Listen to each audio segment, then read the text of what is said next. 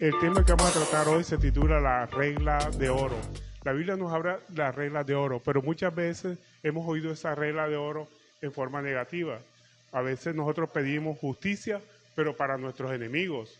Y para nosotros, ¿qué pedimos nosotros? Misericordia, ¿verdad? Pero para nuestros enemigos pedimos justicia. Señor, tú harás con ellos lo que tienes que hacer. Pero cuando es con nosotros, cuando hemos cometido un error, pedimos misericordia. Bueno, vamos a ver qué nos dice la palabra de Dios con respecto a la regla de oro. Respecto, les pido que abran sus Biblias en Mateo 7, verso 12. Mateo capítulo 7, verso 2. Aquí nos especifica cuál es esa regla de oro. Mateo 7, verso 12 dice: así que todas las cosas que los querráis que los hombres hagan con vosotros, así también haced vosotros con ellos, porque esto es la ley y los profetas. O sea, aquí se resume toda la Biblia.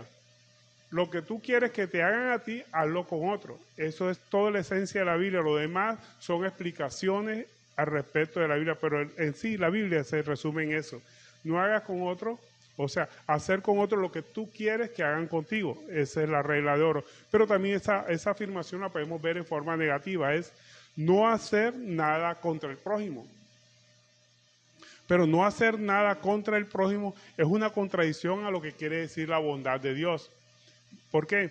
Porque no hagas significa omisión, o sea, quédate quieto, no hagas nada que pueda perjudicar a otro. Y eso lo dice hasta el Código Penal, ¿verdad? Dice, no matarás, no robarás, no hagas nada que perjudique a otro. Porque si lo haces te van a sancionar, mejor quédate quieto, abstenerse de ciertas acciones. Eso lo puede practicar cualquier persona desde el punto de vista negativo. O sea, no hacer nada contra alguien porque va a perjudicarlo, eso lo hace cualquier persona. No se necesita practicar ninguna religión ni tener ninguna fe para no hacer nada contra alguien, ¿verdad? Es más, hay una persona que utilizó una frase que decía, siempre que nos encontramos con una persona, esperamos que no nos mate, porque a veces nos encontramos con alguien y sabemos que esa persona es ofensiva, o esa persona nos va a criticar, o esa persona habla mal de otras personas. Entonces, lo que queremos nosotros es que por lo menos no hable mal de nadie, o que no nos mate a nosotros. Entonces, eso significa no hacer nada contra el prójimo, o sea, no hablar contra él. ¿Por qué? Porque sabemos que no robar, no matar es una norma obligatoria. Inclusive el confucianismo, mire lo que dice el confucianismo, trata esa regla de oro en forma negativa. El confucianismo dice, no hagas a otro lo que no deseas que te hagan a ti. Por su parte, el hinduismo también dice lo mismo. Esto es la suma del deber, dice el hinduismo. No hagas a otro lo que te causaría dolor si te lo hicieran a ti. Entonces vemos la misma fórmula de la regla de oro, pero en forma negativa. Entonces dicen que aquí fue tomada la palabra de Jesucristo, pero vemos que no. ¿Por qué? Porque la forma de la regla de oro en forma negativa significa no hacer nada, significa es omisión. Mientras que la fórmula que establece nuestro Señor Jesucristo significa acción, es forma positiva, es hacer algo en favor del prójimo, no es no hacer nada, es no perjudicarlo, es hacer algo en favor de la persona. Eso es la regla de oro en forma positiva y es lo que enseña nuestro Señor Jesucristo. Hacerlo positivamente, hacer algo en favor de otro. Se trata de acción, no de omisión, sino de acción. De acción a los demás como querrías que te trataran a ti. Trata a los demás como quisieras que te trataran a ti. Una acción. Debo dejar de hacer lo que estoy haciendo para ayudar a otros. Y en otras palabras también ser amable con ellos como me gustaría que fueran amables conmigo. Eso es la regla de oro. La ley de los hombres no nos demanda, ¿verdad? No nos demanda que compartamos nuestros bienes o que compartas tu pan. La ley no te obliga a eso, la ley de los hombres. Pero la ley de Dios, el amor de Dios, pues te indica que debes hacerlo eso. Pero la ley de los hombres no te podría indicar que tú compartas tu alimento con otra persona, ni que ayudes a otra persona, simplemente que no le hagas daño, pero la ley de Dios sí te está diciendo que hagas algo en favor de otra persona, que la ayudes. Si tu hermano tiene hambre, pues ayúdalo. Eso no lo dice la ley de los hombres, pero sí el amor de Dios te puede llevar a hacer esas cosas. Compartir con el necesitado. Son normas voluntarias que tenemos que hacer nosotros constantemente si amamos a Dios. Y eso viene desde Levítico 19:18. En Levítico 19:18 nos dice, no te vengarás ni guardarás rencor a los hijos de tu pueblo, sino amarás a tu prójimo como a ti mismo. Aquí vemos de dónde viene esta regla. yo Jehová, dice la palabra de Dios. Y en Hebreos 13:15, aquí está el corazón de todo, Hebreos 13:15, más podríamos ver positivamente la regla de oro. Hebreos 13:15 nos dice, así que ofrezcamos siempre a Dios por medio de él sacrificio de alabanza, es decir, frutos del labio que confiesen su nombre. ¿Qué es un fruto del labio que confiese su nombre y que ayude al prójimo? Si yo digo gloria a Dios y en todo momento ando diciendo gloria a Dios, eso glorifica a Dios, pero ¿ayuda a alguien? Creo que no, ¿verdad? No ayuda a alguien, pero sí glorifica a Dios. Sí, claro, glorifica a Dios. Pero ¿qué podría ayudar a Dios? ¿Qué podría decir yo que glorifique a Dios y ayude a alguien a la vez? Predicar su palabra, llevarle las buenas nuevas de salvación a esa persona, predicarle a las personas que no conocen de la palabra, personas que están hambrientas de la palabra, pero que no saben que están hambrientas de ella. Muchas personas no saben que necesitan de Dios para solucionar sus problemas, porque el mayor problema del hombre es el pecado. Y la única forma de que pueden entender o conocer que están en pecado es a través de la palabra de Dios. Entonces, cuando nosotros glorificamos a Dios, cuando le predicamos a esa persona, le llevamos las buenas nuevas de salvación a ella. Glorificamos a Dios y de paso ayudamos a otra persona. No estoy de acuerdo, no estoy en contra de decir gloria a Dios y gritar gloria a Dios, aleluya, puede hacerlo perfectamente. Pero lo que más glorifica a Dios es cuando usted le lleva el mensaje de salvación a otra persona, porque está glorificando el nombre de Dios y a la vez ayuda a otra persona. Y eso es lo que el Señor quiere, que nosotros ayudemos a otra persona con nuestro actuar y a la vez damos gloria a su nombre. Sigue diciendo Hebreos 13:16, y el hacer el bien y la ayuda mutua, no nos olvidéis, porque tal sacrificio se agrada a Dios. Los sacrificios que agradan a Dios es eso, que podamos ayudar a otras personas. Dice, el hacer el bien y de la ayuda mutua, no nos olvidemos, porque de tales sacrificios se agrada a Dios. Entonces, se trata de una acción positiva para hacer algo en favor del prójimo. Se trata de una acción. ¿Se trata de qué? De la acción de que, además de lo que quieres que te hagan a ti, tú hacerlo con otra persona. Y al respecto también Santiago 2:1, Santiago capítulo 2, verso 1 nos dice, hermanos míos, que vuestra fe en vuestro Señor, en nuestro glorioso Señor Jesucristo, sea sin acepción de personas. Porque si en vuestra congregación entra un hombre con anillo de oro y con ropa espléndida, y entra un pobre con vestido andrajoso, y miráis con agrado al que trae ropa espléndida y decís, siéntate aquí en buen lugar, y decís al pobre, estate tú allí de pie sentado, siéntate aquí bajo mi estrado, no hacéis distinción entre vosotros mismos y venís a ser jueces con malos pensamientos. Hermanos míos, amados, oíd, ¿no ha elegido Dios a los pobres de este mundo para que sean ricos en fe, herederos del reino que ha prometido a los que le aman? O sea, aquí la fe, estamos viendo que la fe en Jesucristo no excluye o no hace favoritismo con nadie, no debe hacer favoritismo con nadie, no debe distinguir entre raza, riqueza, clase social, nivel de educación. ¿Por qué? Porque la raza, todas las personas tienen la misma importancia ante Dios, no importa si usted es judío, es griego, si es colombiano, si es venezolano, todos somos iguales ante Dios, así que no se deben tratar a unas personas mejor que a otras por su nacionalidad, por de donde sea, sino que todos debemos tratarlos por igual. Inclusive Pedro en un elogio, en una de sus disertaciones se dio cuenta de este hecho. En Hechos 10:34 dice Pedro, entonces Pedro abriendo la boca dijo, en verdad comprendo que Dios no hace acepción de personas, sino que en toda nación sagrada del que teme y hace justicia, Dios envió mensaje a los hijos de Israel anunciando el evangelio de la paz por medio de Jesucristo. Este es Señor de todos. O sea, lo que el Señor quiere es que tengamos conocimiento de su palabra y también hagamos obra de misericordia. Tampoco distingamos a las personas por su riqueza, que si entra una... Y fíjense ustedes que aquí cuando el apóstol Santiago está hablando No le está hablando a personas del común, le está hablando a la iglesia. Que si alguna persona entra a vuestra congregación, un hombre con anillo de oro y ropa espléndida, y lo vas a tratar mejor que al que viene andrajoso, o que viene con mala ropa, o que viene sucio, o con vestido andrajoso, y mirar con agrado a la persona porque trae anillo de oro. No, nosotros no tenemos que hacer eso. Inclusive en la época del apóstol Santiago, las personas entre más anillos de oro tuvieran en sus manos, indicaba que tenía una mejor posición social. Inclusive en esa época se alquilaban hasta los anillos. Personas alquilaban los anillos cuando iban a un determinados eventos sociales para demostrar a las otras personas que eran de mejor posición social. Entonces, la riqueza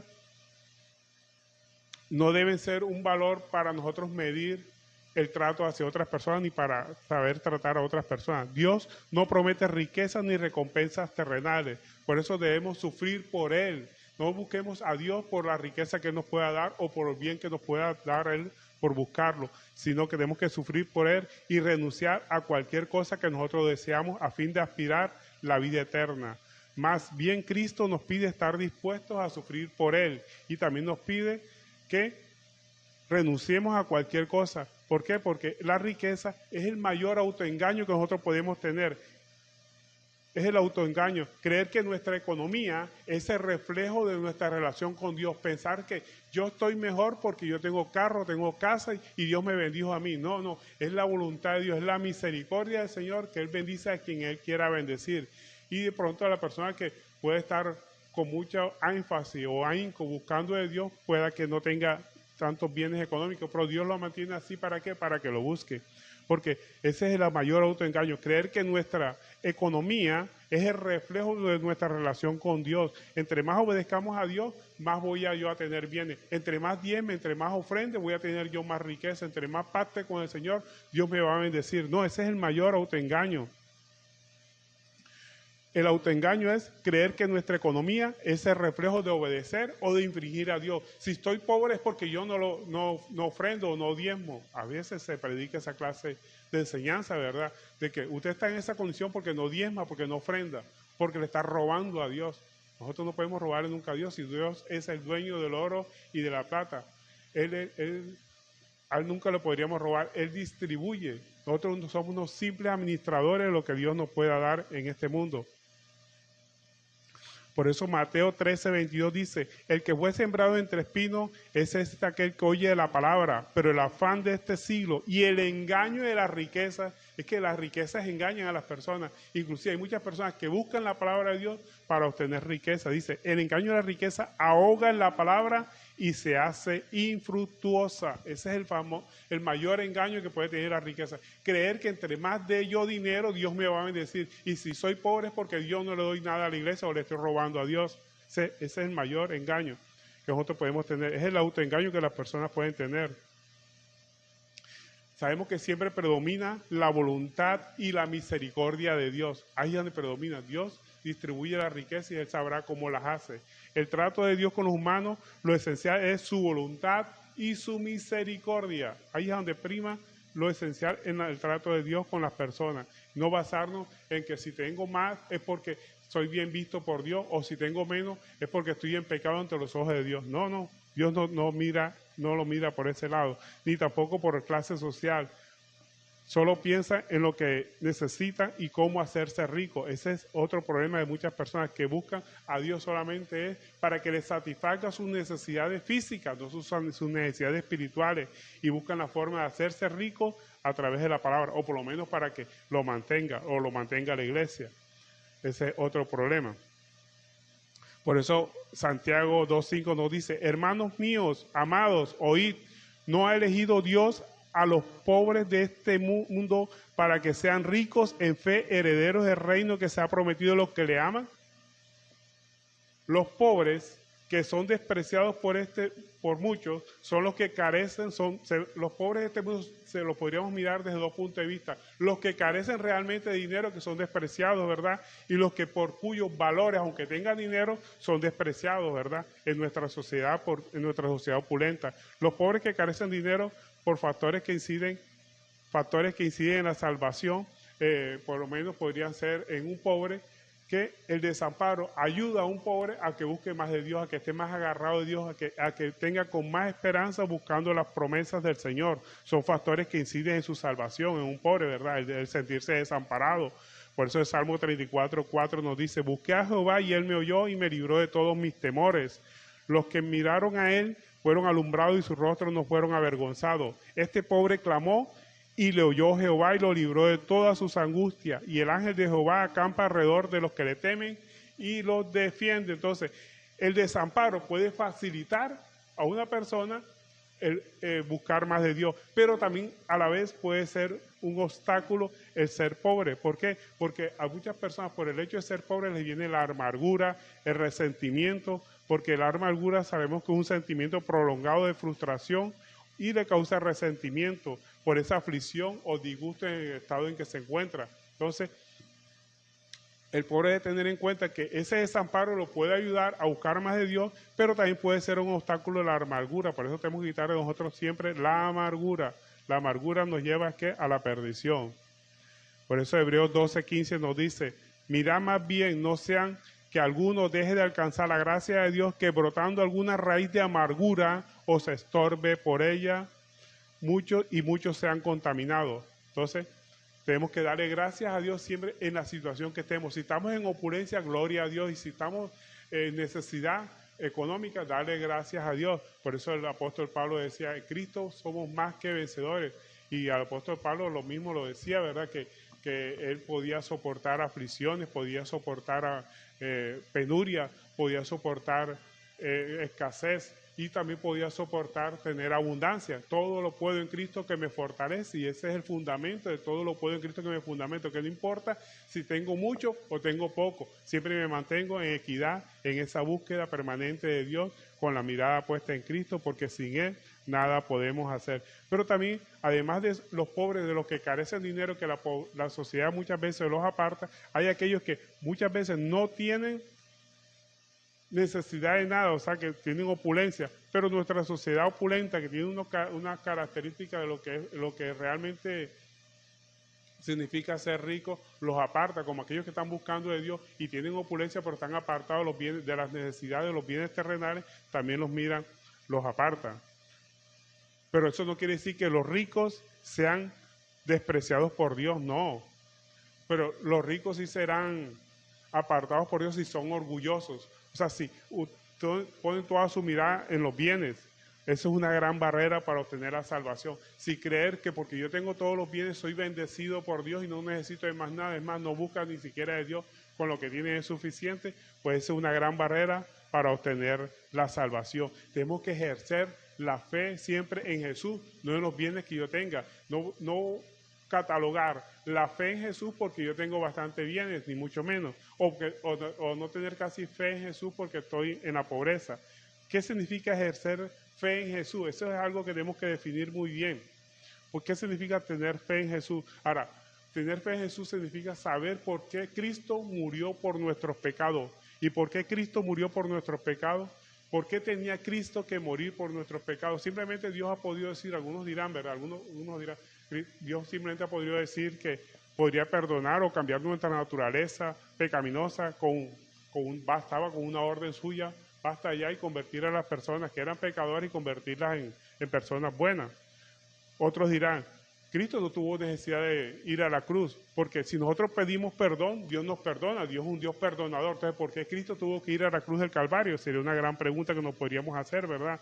Inclusive, nosotros vemos que la misma palabra de Dios nos dice que debemos pedir perdón para obtener ese perdón que Dios nos puede otorgar. En Lucas 11:14, cuando está hablando de Jesús, del Padre Nuestro, dice en Lucas 11 verso 4, perdónanos nuestros pecados, porque también nosotros perdonamos a todos los que nos deben, y no nos metas en tentación, o sea, prueba, más bien líbranos del mal. O sea, aquí vemos que como Jesús está diciendo a las personas que pidan perdón por sus pecados. Es decir, nosotros tenemos que pedir perdón por los pecados porque murió Cristo en la cruz del Calvario. Y en Lucas 18:13 dice, mas el publicano estando lejos no quería ni aún alzar los ojos al cielo, sino que se golpeaba el pecho diciendo, Dios, sé propicio de mí, pecador. O sea, está pidiendo perdón. Y sigue diciendo el verso 14, os digo que éste descendió a su casa justificado antes que el otro, porque cualquiera que se enaltece será humillado y el que se humilla será enaltecido. Entonces, ¿por qué murió Cristo? Si para perdonarnos basta con pedir perdón a Dios, y como Dios es un Dios perdonador, pues no necesitaba que Cristo muriera en la cruz del Calvario. Entonces, ahora, nosotros sabemos que Cristo murió en la cruz del Calvario para redimirnos de nuestro pecado, ¿sí? Así dice 1 Corintios capítulo 15, verso 3. Él murió en la cruz para redimirnos de nuestros pecados. Pero no habría otra forma de que Dios nos pudiera perdonar el pecado. Alguien se podría preguntar, ¿no habría otra forma? Nosotros podemos cuestionar a Dios y decirle, Dios, ¿por qué no buscaste otra forma en vez de poner a sufrir a tu Hijo Jesucristo en la cruz del Calvario? ¿Será que nosotros podemos cuestionar a Dios? Podríamos cuestionar a Dios si buscamos respuesta en actitud humilde, dispuestos a aceptar su voluntad. Y sería bueno, ¿verdad?, que nosotros para buscar respuesta lo hiciéramos en actitud humilde, dispuestos a aceptar su voluntad, sabiendo que sus pensamientos son mayores que a los nuestros. Porque los caminos de Dios no son igual a nuestros caminos. Pero lo malo donde está cuando nosotros nos cuestionamos a Dios es poner en duda su existencia, cuando ponemos en duda su existencia o su bondad. Si Dios no existe, ¿verdad? Algunos dirán. En Hebreos 11:6 nos dice, porque sin fe es imposible agradar a Dios. O sea, que si yo parto del hecho de que Dios no existe, ya estoy en desagrado con Dios. Porque sin fe, o sea, sin saber que Él existe, no puedo agradar a Dios. Porque es necesario que el que se acerca a Dios crea que hay y que es galardonador de los que le buscan. Ni tampoco nosotros podemos cuestionar su bondad. Sabemos que todo lo que Dios hace es bueno. Todo. Romanos 8:28 dice que todo lo que le sucede a los que conforme a su propósito son llamados es para su bien, porque Dios es bueno. Ninguna maldad hay en Él. Todo lo que Él hace es bueno. Así nos lo dice Deuteronomio 32:4. Él es la roca cuya obra es perfecta, porque todos sus caminos son rectitud. Dios de verdad y sin ninguna iniquidad hay en Él. Él es justo y recto.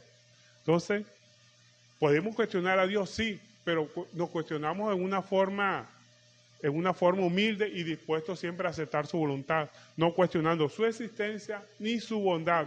Ahora la pregunta que seguimos haciendo, ¿no habría otra forma de que nos redimiera del pecado? Sabemos que el castigo por el pecado es la muerte, así dice Romanos 6:23. El castigo del pecado es la muerte. Alguien tenía que pagar. Dios no puede dejar el pecado sin castigo. Alguien tiene que morir. Un juez que infringe la ley no es justo juez. Si él mismo infringe su propia ley, él puso una ley que la paga el pecado es muerte, él no puede decir al pecador, no, simplemente con que pidas perdón ya eres justificado. No, si eres pecador, alguien tiene que morir. ¿Por qué? Porque ya en Génesis ya se había planteado esa ley. Miremos lo que nos dice Génesis capítulo 2, verso 17. Aquí está todo el origen del pecado.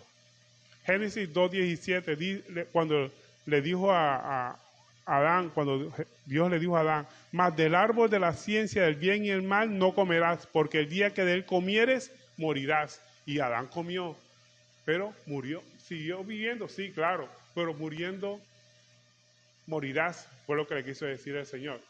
El día que lo comes, realmente, muriendo, morirás. Y Romanos 5:12 nos dice, por tanto, como el pecado entró en el mundo por un hombre y por el pecado de la muerte, así la muerte pasó a todos los hombres por cuanto todos pecaron. O sea, ahí está el fruto o el origen del pecado. Y todo el pecado tiene consecuencia, que es la muerte.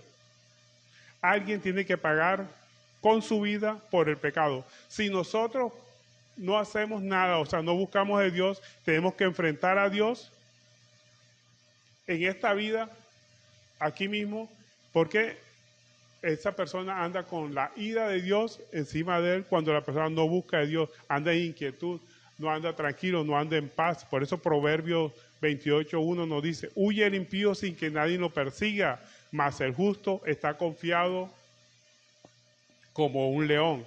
Cuando nosotros buscamos de Dios y Cristo es nuestro Salvador, nosotros sabemos que Él nos ha dado su paz. Por eso Jesucristo dijo, mi paz os dejo, mi paz os doy. Yo no la doy como le da el mundo para que no tengan miedo.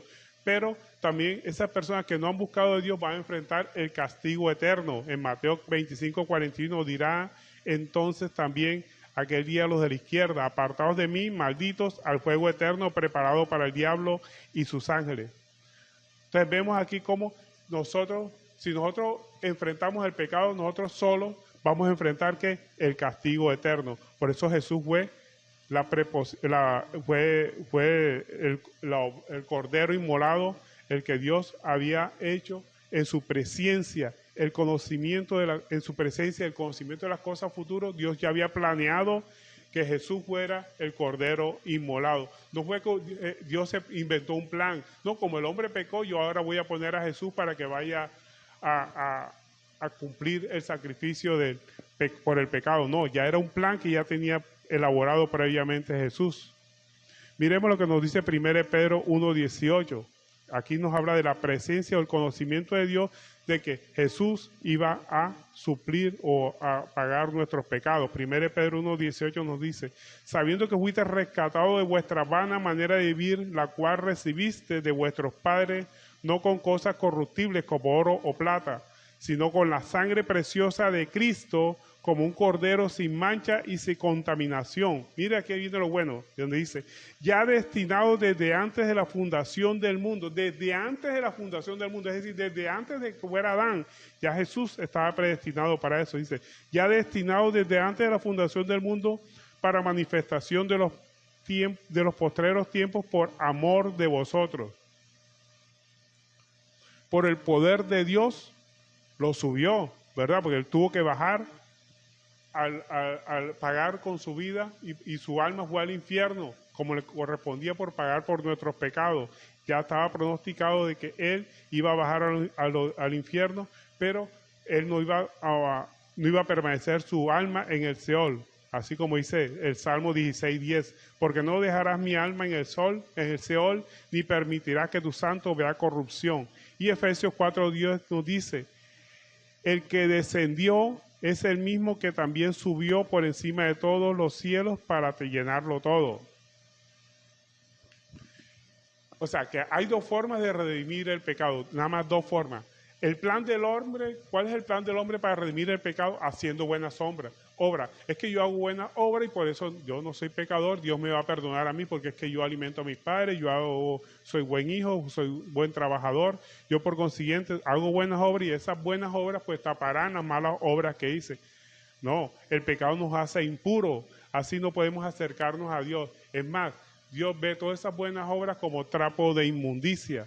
El plan del hombre de hacer buenas obras para cubrir su pecado no es aceptada por Dios. Isaías 64:6 nos dice, si bien nosotros somos como trapo como suciedad y todas nuestras buenas obras como trapo de inmundicia y caímos todos nosotros como la hoja y nuestras maldades nos llevaron como viento. Entonces, el plan del hombre haciendo buenas obras para justificarse ante Dios es nulo, no sirve de nada.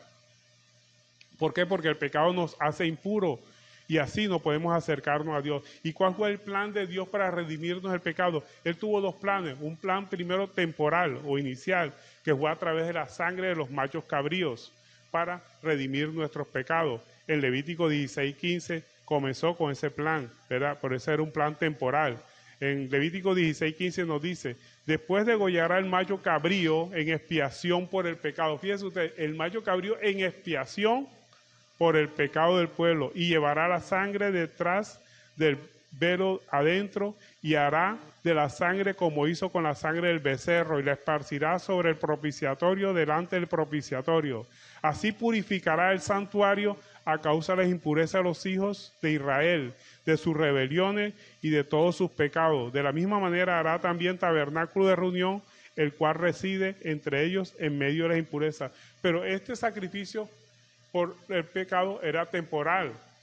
Ya viene ahora el plan de Dios, que fue el plan definitivo, que fue a través de la sangre de Jesús, que es el cordero inmolado. En Hebreos 9:28 nos dice, así también Cristo fue ofrecido una sola vez. Así también, o sea, así como se ofrecían la sangre de los corderos anteriormente, así también Cristo se ofreció una sola vez para llevar los pecados de muchos, y aparecerá por segunda vez en relación con el pecado para salvar a los que esperan. Entonces, el plan de Dios es el que tenemos que seguir nosotros, el buscar el perdón de Dios, el perdón de los pecados a través del sacrificio de Cristo en la cruz del Calvario. En conclusión, es que Cristo murió por nuestros pecados. Es la forma definitiva como Dios puede redimirnos de nuestros pecados. Cristo, la fe en Cristo significa creer que Cristo murió en lugar nuestro. Nosotros teníamos que morir por nuestros pecados, pero Cristo murió por nuestros pecados. Ahora, ¿por qué la muerte del Salvador fue tropezadero para los judíos? Porque la Biblia nos dice que fue tropezadero para los judíos. ¿Por qué? Porque no esperaban que un Mesías, el que iba a salvarlo, muriera en la cruz. Entonces era tropezadero para los judíos. Pero para los gentiles incrédulos, los que no creían en Cristo, burla, ¿verdad? ¿Cómo así que el Salvador terminó muerto? Imagínense ustedes que alguien se está ahogando en medio del mar y pide un Salvador, pide a alguien que lo auxilie y se tira a alguien a salvarlo.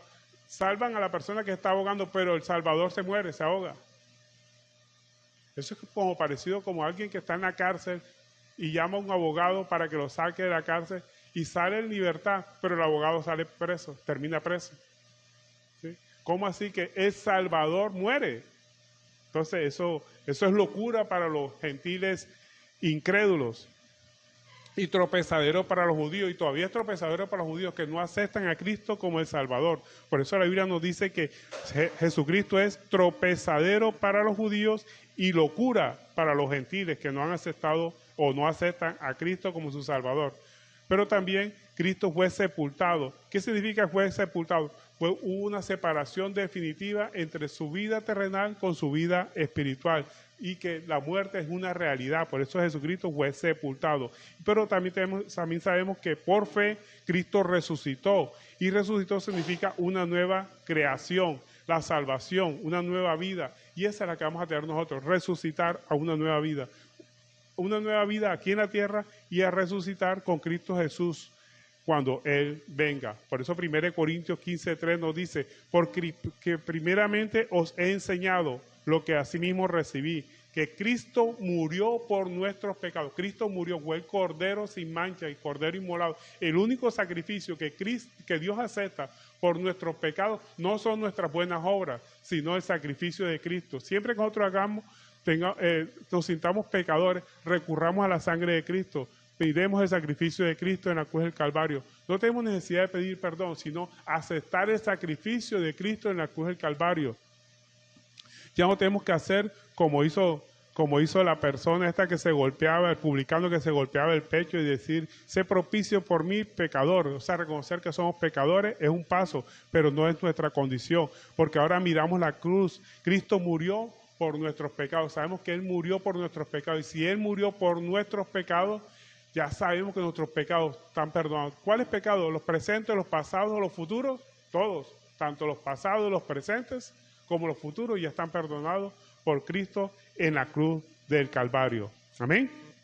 Gloria a Dios. Entonces, la regla de oro es no discriminar a nadie, y mucho menos en la misma iglesia. No discriminemos a nadie sin favoritismo, pero no para ensalzar mucho a una persona, pero tampoco que la discriminemos hundiendo a una persona porque es pecadora o porque viene de tal o cual condición. Tenemos que tratar a todos por igual y mantener esa fe en Cristo. Y tener la fe en Cristo es saber que Cristo también murió por esa persona, así como murió por nuestros pecados, murió por los pecados de esa persona, y que todos somos iguales ante los ojos de Cristo. El día que nosotros dejemos de discriminar a las personas, podemos decir que somos realmente unos verdaderos cristianos, que podemos pedir por misericordia, no solamente por nuestra, sino por nuestros enemigos, misericordia por las personas que nos han atacado, misericordia por las personas que nos han ofendido, misericordia por todas las personas, y esa es la verdadera oración que Dios quiere que tengamos cada uno para con respecto a su prójimo. Amén. Gloria a Dios. Bueno, y esta es la enseñanza que nosotros tenemos por el día de hoy. Espero que la atesoren y, lo más importante, que la pongan por obra.